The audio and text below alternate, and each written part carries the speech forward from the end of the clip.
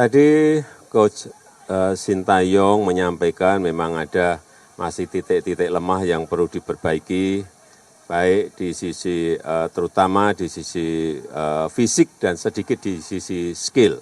Tetapi bahwa ada sebuah perbaikan yang sangat mendasar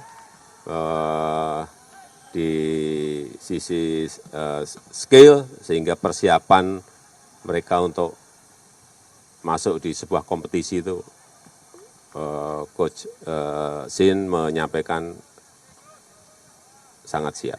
Ya.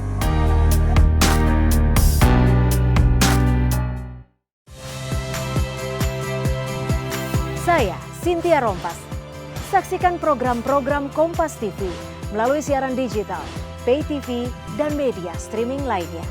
Kompas TV, independen, terpercaya.